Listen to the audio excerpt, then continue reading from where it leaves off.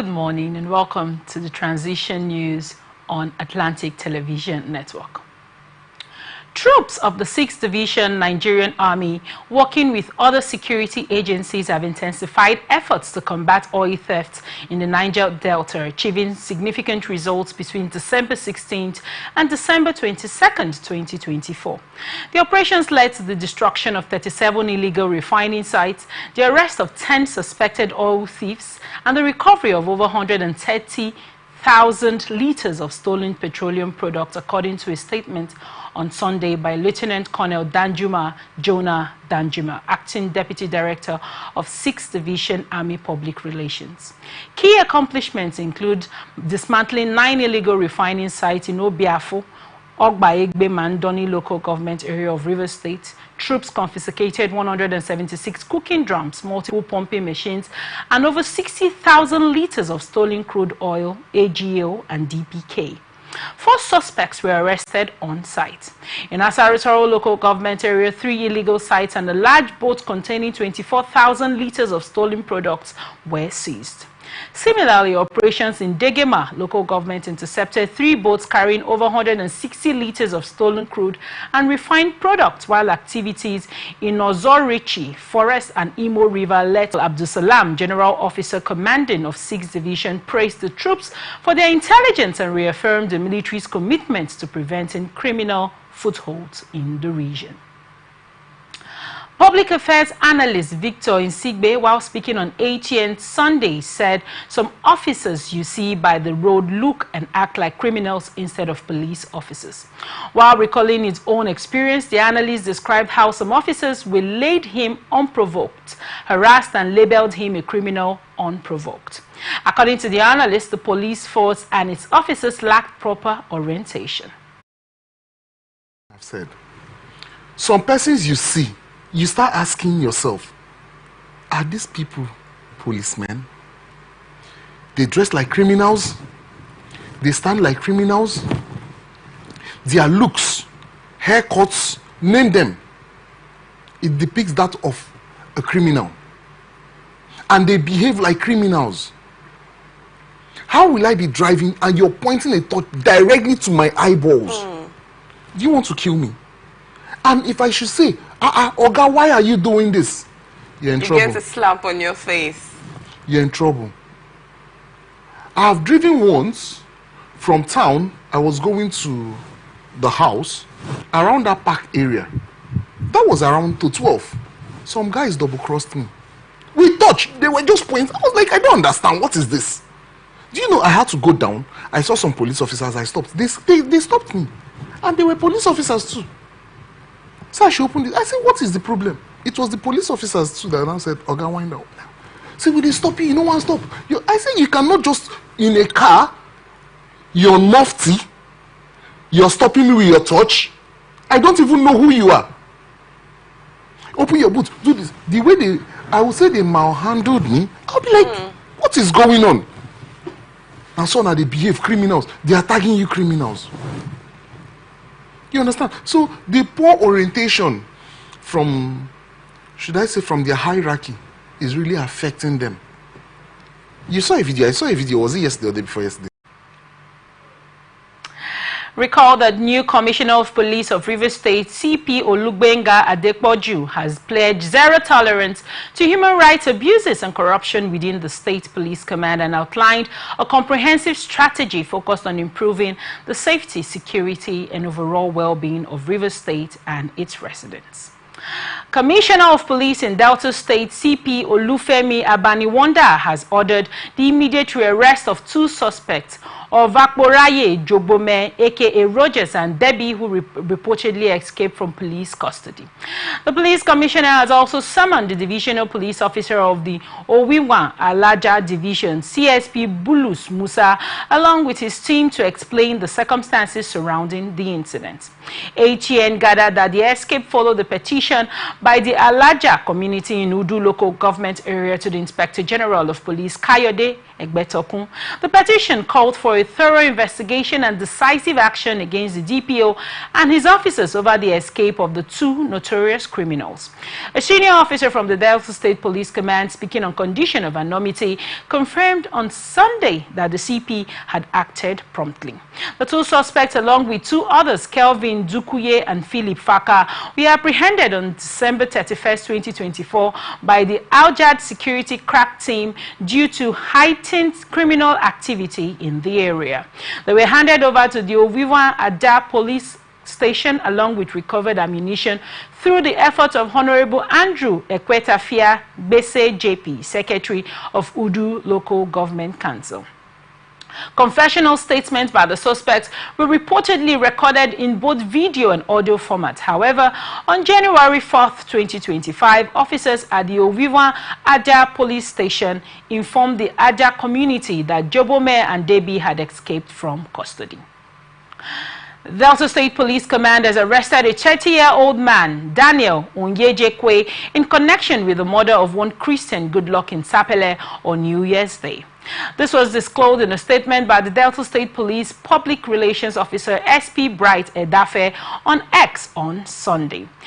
According to reports, the incident occurred when Oyejekwe saw Goodluck quarreling and assaulting his mother. In an attempt to intervene, the situation escalated into a physical altercation between Ojekeye and Goodluck. During the fight, both men reportedly used a broken bottle. Oyejekwe allegedly stabbed Goodluck with the bottle, inflicting injuries that led to his death shortly after. Imo State Police Command has neutralized two suspected kidnappers and rescued 4 abducted victims during a Saturday operation in Umukane or Haji local government area. Acting on a distress call, police operatives traced the kidnappers to their hideout, engaging them in a gunfight that led to the death of 2 suspects. Force Public Relations Officer ACP Olumuyiwa Adejobi revealed in a statement on Sunday that an AK-47 rifle, 1 magazine, and 21 rounds of live 7.62 mm ammunition were recovered during the operation. In a separate development in Ebonyi State, Adejobi confirmed the arrest of 17 suspected murderers on Friday as part of the ongoing crackdown on violent crimes. He said the suspects were apprehended at Enioha Itim village in Afikbu local government over the murder of one Orochi Okorocha, who was accused by local youths of being involved in the killing of several individuals through alleged witchcraft and spiritual means. The suspects, he said, mobilized, apprehended Urumchi, but instead of handing him over to legal authorities, they decided to take laws into their hands, becoming judge, jury, and executioner. The police at Una Division mobilized tactical team to the scene on a rescue mission, but the mob had already killed and burned Okorocha before the arrival of the operatives. According to Adejobi, the Inspector General of Police, IGP Kayode Adeolu Agbetokun, condemned the resort to jungle justice, urging citizens to refrain from taking laws into their hands. He appealed to them to report suspected criminal activity to the nearest police division or formation around them for necessary action. Governor Lucky Ayedatiwa of Ondo State has declared a 3-day mourning period over the death of the secretary to the state government SSG, Tayo Oluwutuyi.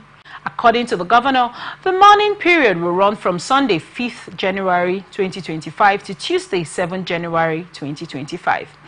While disclosing this during a condolence visit to the widow and family of the deceased in Akure, the state capital, Ayedatiwa said the late Oluwatunyi lived a fulfilled life and made positive impacts on many people. Oluwatunyi, also known as Tukana, died on Saturday while receiving treatment in the hospital after a car accident while on a trip to Ibadan, Oyo State. The governor, who led the members of the State Executive Council on the condolence visit, stated that the late SSG was a recurring decimal in the governance and politics of the state. Ayedatiwa, who extolled the virtues of Oluwatuyi, described him as a competent and complete gentleman who conducted his public and private life with decorum and humanity. He added that the history of the state will not be complete without the mention of the impact of the late Oluwatuyi. National Drug Law Enforcement Agency has begun the year with a series of high-profile arrests and drug seizures across Lagos, Kwara, Kano, and Rivers State. This was issued in a statement by the agency's Director of Media and Advocacy, Femi Babafemi, on Sunday. According to the statement, on January 1st, 2025, NDLEA operatives arrested 61-year-old Alaja Aishat Feyisara Ajoke Elidiyi, also known as Iyaruka, at her mansion in Ikota, Lagos. She had been on the agency's wanted list for leading a major drug cartel in Mushin. Her arrest followed the interception of a truck carrying 1,540 kilograms of cannabis driven by her staff, Abedin Adio. Alaja Ajoke, who posed as a businesswoman importing fabrics and shoes, was also a socialite and leader of a Lagos women's club. The statement said also on December 27, 2024, US-trained filmmaker and motivational speaker Emeka Emmanuel Mbadiwe was arrested in a Lagos hotel. His associate Uzuekwe Ugochukwu James had been caught earlier with 33 parcels of loud cannabis weighing 17.30 kilograms concealed in wooden boxes shipped from the United States. The statement added also on December 31st, 2024, NDLEA seized 316,800 bottles of codeine-based syrup at the Port Harcourt Ports Complex during a joint operation with customs. In Kano, NDLEA operatives recovered 149,090 pills of tramadol and other drugs from a local dealer in the Dala local government area. Chairman of the Okene local government, Ahmed Nuhu Enesi, has banned unnecessary masquerade outings across the local government area. He also declared that all vehicles without number plates and those with tinted windows are prohibited from plying the roads in the area. This is contained in a statement signed in Okene by Abdul Karim Abdulwalab, head of media to the local government, and a copy was made available to newsmen on Sunday. The ban and declaration of vehicle registration were announced by his principal when he hosted a high-level security meeting at the local government secretariat to address pressing security concerns within the area. During the meeting, Ahmed Nuhu Enisi announced an immediate ban on unnecessary masquerade outings across the local government area. He emphasized that any masquerade procession must obtain proper authorization, citing the need to maintain public order and security, stressing that any masquerades found operating without permission will face legal action. The chairman also declared that all vehicles without number plates and those with tinted windows are prohibited from plying the roads. He further stressed that violators will be dealt with in accordance with the law as part of efforts to curb criminal activities and enhance public safety. The chairman urged all citizens to cooperate with the directives to ensure peace and stability across Okene. Police command in the Federal Capital Territory has detained a woman for allegedly abandoning her one-month-old baby along a bush path in Abuja. The police public relations officer in the FCT, SP Josephine Ade, said this in a statement on Sunday in Abuja. She said the abandoned one-day-old baby was recovered and rescued along a bush path near Crush Rent and uncompleted Red Bricks Market in Mape area. Ade said the recovery of the baby by operatives from Mape Division, Juvenile and Women's Care Section on January 3rd followed the distress call that the baby was found wrapped in a cloth. That, according to her, upon getting to the scene, the operatives promptly rescued and took the baby to Mbappe Primary Health Care Center, where medical evaluation confirmed that the baby is in stable condition. She said the baby's mother was arrested and detained following a tip-off from the community, adding that she had confessed to abandoning the baby during interrogation. Ade expressed the command's dissatisfaction and condemnation of acts of child abandonment and pledged commitment to protecting the most vulnerable members of society. The FCT police spokesperson, the rescued baby would be handed over to the Department of Social Welfare for proper care. She said the mother would be made to face prosecution in line with the provisions of Section 14 and 16 of the Child Rights Act 2003 upon the conclusion of investigation. Kaduna State Governor Uba Sani has reaffirmed his administration's commitment to support security operations in order to achieve lasting peace in the state. The governor further hailed the collaborative efforts of security agencies in the state and urged them to remain vigilant and sustain the onslaught against bad elements. He stated these are the 2024 Base Socio-Cultural Activity, which held at the Nigerian Air Force Base in Kaduna, where he was the guest of honor. Sani particularly commended the Nigerian Air Force for their operations in the Northwest and for maintaining cordial civilian-military, promoting national values and unity through celebrations, adding that the gathering demonstrated the strong bond between government and security agencies in Kaduna State. The governor, who was represented by the Commissioner of Internal Security and Home Affairs, the statement issued by the party's publicity secretary in Zamfara, Yusuf Idris Gasu, highway and rescued 18 passengers. The command also thwarted a cattle rustling attempt and recovered the stolen animals. The command's public relations officer, ASP Abubakar Sadiq, in a statement made available to newsmen late on Saturday, said on January 3rd, 2025, at about 21:30 hours, information was received at the Faskari Divisional Police Headquarters that suspected armed bandits wielding AK-47 rifles and shooting periodically had ambushed 4 motor vehicles at a point along the Funtua to Gasu Zamfara State Highway. The statement said upon receipt of the report, the DPO of Faskari Divisional Police Headquarters swiftly mobilized operatives to the scene where a gunfight ensued. The team successfully repelled the armed bandits' attack and rescued all 18 victims unharmed. The statement added that on the same day at about area Katsina State, rustling a number of cattle. Upon receipt of the report, the DPOs of the Kafu and Mula Divisional Police did in a gun battle, successfully recovering all the rustled animals. You're watching The Transition on Atlantic Television Network. We return after this break. Please stay with us.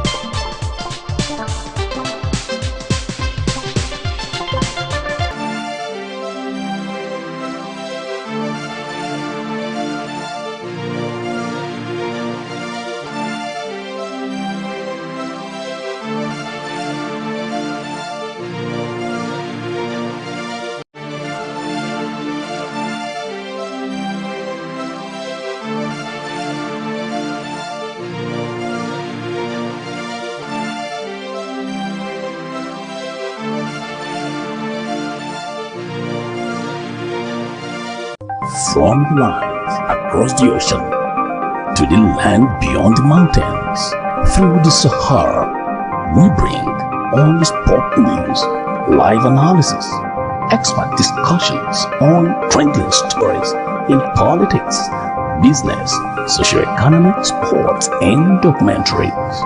So catch all the updates on the happenings around the globe. Stay focused on the fact today, only on ATN.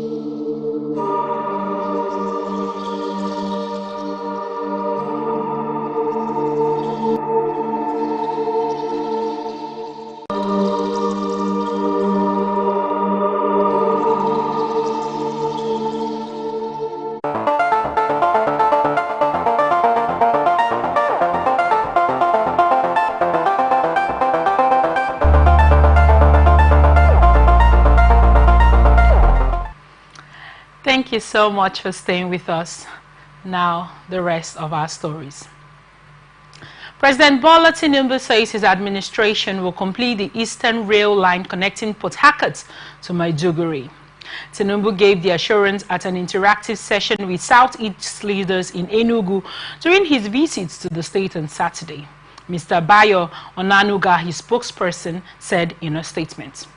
The president also pledged that his administration would support the development of the Anambra Basin as a significant energy reserve. The basin is estimated to hold up to 1 billion barrels of oil and 30 billion cubic feet of gas. President Tinubu praised Governor Peter Mba for his development model and philosophy after inaugurating several projects executed by the state government. He pledged that the federal government would continue to support Enugu and other states in their development efforts. Among the projects inaugurated by the president are the GTC Smart Green School, New Haven, Bisala Road, the International Conference Center, the Command and Control Center, and 150 patrol vehicles equipped with surveillance cameras. The president also performed the virtual commissioning of other notable projects from the Enugu State Government House. At the inauguration of the Command and Control Center, the president said investment in security would bring rapid development. Military has expressed determination in exploring ways to harness military-grade equipment, even as it is committed to put an end to production and circulation of illegal arms in the country. Chief of Defense Staff General Christopher Musa expressed his concern during the operational visit to the frontline troops under the Operation Safe Haven in Plateau State, while reviewing a cache of locally made arms and ammunition seized within the areas of operation. In what is the continuation of the CDS operational visits to defense headquarters, the first point of call was the headquarters of 3 Division of the Nigerian Army, Maxwell Kobe Cantonment, where he was received by the General Officer commanding as well as the Inspector of the Quarter Guard. The CDS entourage thereafter proceeded to Sector 8 of the Operation Safe Haven in Mangu for inspection of the military hardware and operational equipment in the front operation base. He reiterated that additional resources, including advanced weaponry, vehicles, and welfare improvements, were on the way to further enhance their operational capabilities. In his address, the Chief of Defense Staff charged troops to take the fight to criminal hideouts and flush them out completely as a renewed and greater vigor in the fight against insurgency in the year 2025. As part of the inspection, General Musa reviewed a cache of locally made arms and ammunition that were seized from the areas of operation by troops and expressed concerns on engaging the skills of manufacturers of such arms at the Defense Industries Corporation of Nigeria. Nigerian Army Women Command Nigerian Army Women Command celebrated the promotion of Army Warrant Officer Hajara Egbuno on Friday. The Nigerian Army disclosed this in a statement on Sunday, describing it as a historic milestone. According to the statement, Brigadier General Matthias Amato, commander of the Nigerian Army Women Command, decorated Egbuno with her new rank badge during a ceremony held at the command conference room in Abuja. This landmark achievement, it noted, makes Egbuno the first female soldier from the elite infantry corps and the Nigerian Army Women Command to attain the prestigious rank of Army Warrant Officer. Lieutenant Maureen Ogbuka, Acting Assistant Director of Army Public Relations for the Nigerian Army Women Command, was said to have highlighted that Brigadier General Amatso praised Enugu for her exceptional professionalism, dedication, and effectiveness. He emphasized that her promotion was a reflection of her hard work and urged her to continue setting an example by upholding discipline and inspiring young soldiers, aligning with the core values of the Nigerian Army. In her acceptance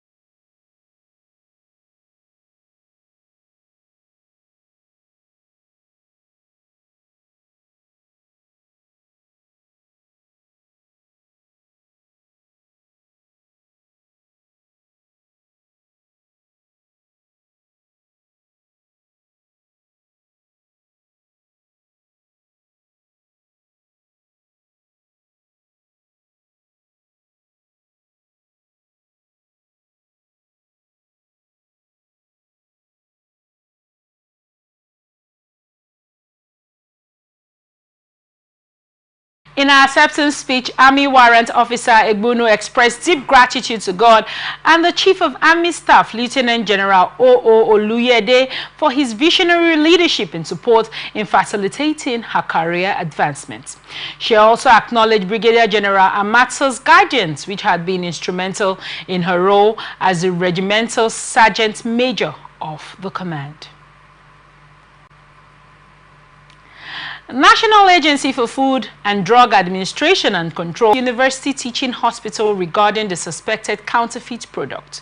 It said that the Fogoso 600 milligram was reported to have been brought in by a patient for administration. According to the agency, at the time of the reports, the product had not been administered, but it matched the characteristics of a previously reported counterfeit batch. NAFDAC pointed out that the Fogoso 600 milligram solution for injection is used to treat breast cancer, as it works by killing cancer cells and preventing their further growth. It stressed that illegal marketing of counterfeit medicine was a serious health risk, as this product might not comply with regulatory standards and could undermine safety, quality, and effectiveness. The agency had instructed all its zonal directors and state coordinators to carry out surveillance and remove counterfeit products from their zones and states.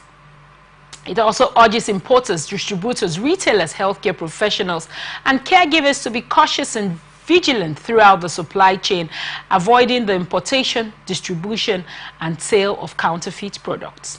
NAFDAC emphasized that medical products should only be obtained from authorized and licensed suppliers, with careful checks on their authenticity and physical condition. 3 Nigerian women who were arrested and prosecuted for drug trafficking in Saudi Arabia have been discharged and acquitted after spending 10 months in detention. The Ministry of Foreign Affairs spokesman Kenebi Ebinfa confirmed the development on Sundays, noting the importance of the diplomatic engagements that led to the women's release. The women, Hadiza Abba, Fatima Kani, Gamboy, were arrested on March 5, 2024 at Prince Mohammed bin Abdulaziz International Airport, Medina.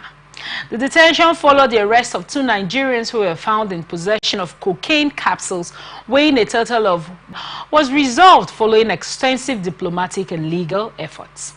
The women were handed over to the Nigerian consulate in Jeddah after their acquittal. They were received by Ambassador Muazzam Nahaya, the Consul General of Nigeria in Jeddah, and now to some business reports.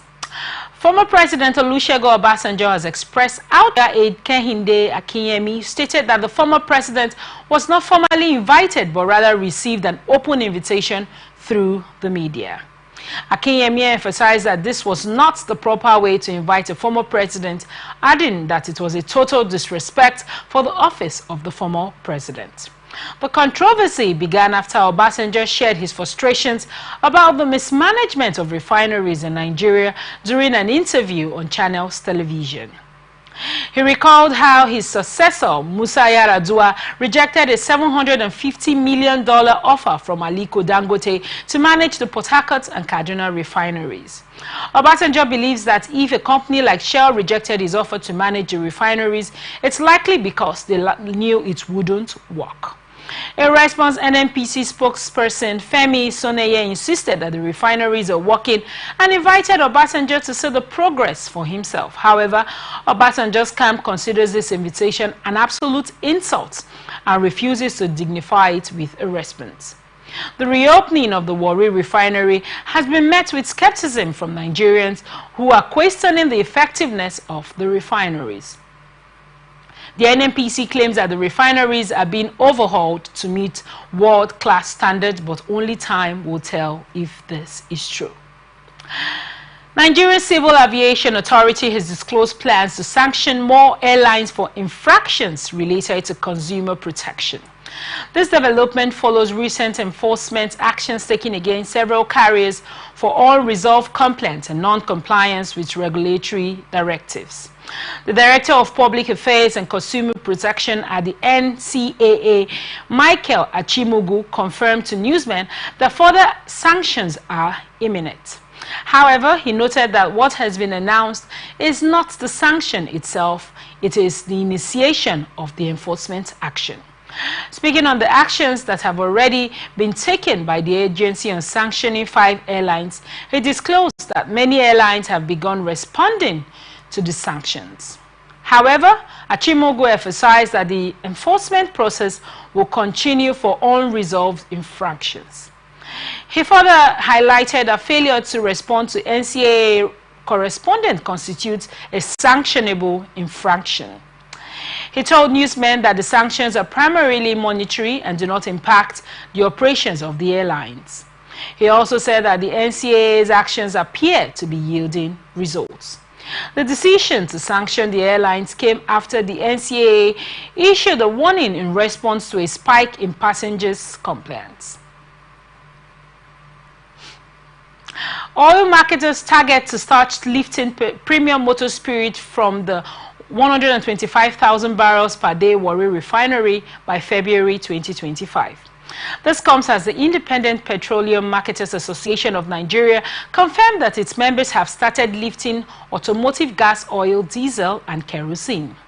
Chairman, Delta State Chapter of the Independent Petroleum Marketers Association of Nigeria, Harry Okinini, disclosed this in his remarks on the functionality of the refinery at the weekend. According to him, the refinery is partly operational. Similarly, the national chairman of the Surface Tank and Kerosene Peddlers, a branch of the National Union of Petroleum and Natural Gas Workers, NUPENG, Israel Omokere, stated that the refinery was in operation. ATN reports that on December 30, 2024, the Group Chief Executive Officer of Nigerian National Petroleum Company Limited, Mele Kari, announced that Warri Refinery has commenced operation. Meanwhile, Kari confirmed that the refinery is not 100% operational. This comes as industrial sources familiar with the happenings at the Warri Refinery confirmed that it is only 1 out of the 3 units that was functional and producing diesel, gas, and kerosene. Socioeconomic Rights and Accountability Project has urged the Group Chief Executive Officer of the Nigerian National Petroleum Company Limited, Mele Kari, to account for and explain the whereabouts of the alleged missing 825 billion naira and $2.5 billion meant for refinery rehabilitation and other oil revenues as documented in the 2021 annual report by the Auditor General of the Federation. And the letter dated 4th January 2025 and signed by SIRAP Deputy Director Kolawole Oluwadare. The organization said the annual report was published on Thursdays and Other Related Offences Commission and the Economic and Financial Crimes Commission. SERAP also urged him to formally invite former President Olusegun Obasanjo to tour Nigeria's refineries and to extend their invitation to the EFCC and ICPC to monitor the operations of the refineries and any spending on them, including the Port Harcourt and Warri refineries. SERAP notes that Section 15(5) of the Nigerian Constitution 1999 as amended requires public institutions to abolish all corrupt practices and abuse of power.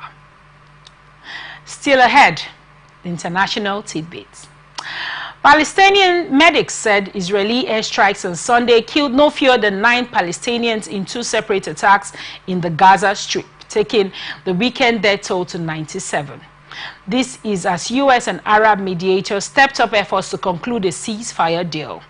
According to health officials, an Israeli airstrike killed 5 people in a house in the Nuseirat camp in central Gaza, while another airstrike killed 4 others in Jabalia and the northern edge of the enclave, where Israeli forces have been operating for 3 months. There was no immediate Israeli comment on the 2 incidents. The health ministry of Hamas-run Gaza earlier on Sunday said Israeli strikes across the territory has killed at least 88 Palestinians and wounded more than 200 others in the past 24 hours. Medics said in Gaza City Sheikh Radwan neighborhood, relatives and neighbors rushed to the Zoud family house, which was struck by an Israeli airstrike late on Saturday, killing 7 people. The search continued on Sunday morning for four. President Joe Biden has notified Congress of a planned $8 billion arms sale to Israel, a source familiar with the plan said on Saturday. The State Department has formally notified Congress of an $8 billion proposed sale of official states and gives congressional committees. Weapons packaged include a medium-range air-to-air missile to defend against aerial threats, Hellfire AGM-114 missiles, 1155 mm projectile artillery shells for long-range targeting, and 500-pound warhead, the official said. The Biden administration has provided Israel with billions in arms aid since Israeli forces launched a massive attack on Hamas militants in Gaza in response to their deadly October 7th surprise attack in southern Israel.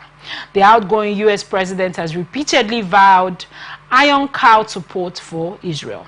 But against the backdrop of a rising Palestinian death toll, now over 45,700, according to the Hamas-run health ministry in Gaza, and increasingly their conditions facing civilians, the U.S. support had become a sensitive political issue. World Health Organization has decried the outbreak of a new coronavirus in China, a global health emergency. The WHO Director General Tedros made the WHO Director General Tedros made the announcement at a press conference in Geneva. WHO's emergency committee on the epidemic had reportedly met Thursday afternoon and recommended designating the outbreak a public health emergency of the national and international concern. Didier Hussein, chair of the emergency committee, said at the press conference that the decision had been almost unanimous. Tedros also outlined recommendations made by the emergency committee to control the outbreak, including accelerating the development of vaccines and drugs and combating the spread of misinformation.